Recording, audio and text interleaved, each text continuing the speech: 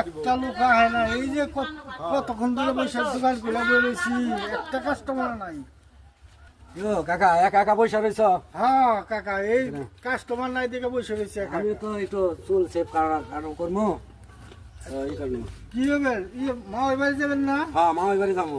হ্যাঁ ঠিক আছে, কি হবে, খেলবে হবে না? হ্যাঁ খেয়ে হবো। এই আসতে তোমরা আগেই খেয়ে পর হোক তুমি। আরে ব্যস্ত তোমার এই খোঁজ বানিয়েছি আর পাই না। হ্যাঁ তুমি খালি নাপিতে সেলনে বইয়ে থাকো। আইসি কাকা একটু চুল কাটিবার লিগে। চুল কাটিবার আইসা মানুষের টাকা পয়সা না না বড় লোক এই চুল কাটা বললে সেলনে আর মানুষের টাকা পয়সাটা দিবে তোমার মনে থাকে না?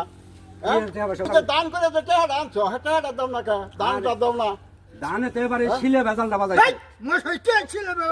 আরে আপনি আমি কি বেজাল করে দিলাম?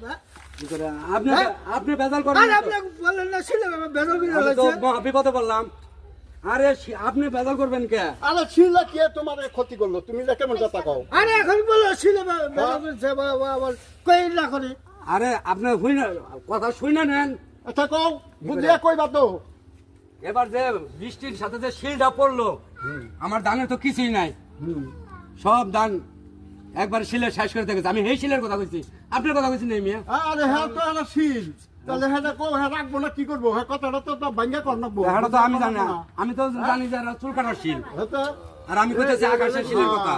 শিলে ক্ষতি করছে, শিলে কইবা না শিল আমার ক্ষতি করছে, তা তো রাগ হবই।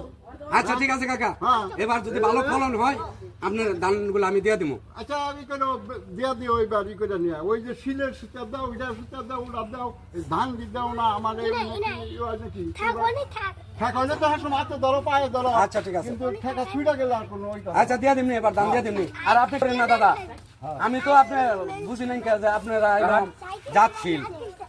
আমি তো আকাশের শিলের কথা কইছি, ঠিক আছে? তো ঠিক আছে, হ্যাঁ আচ্ছা আমি দিয়ে দিমনি এবার।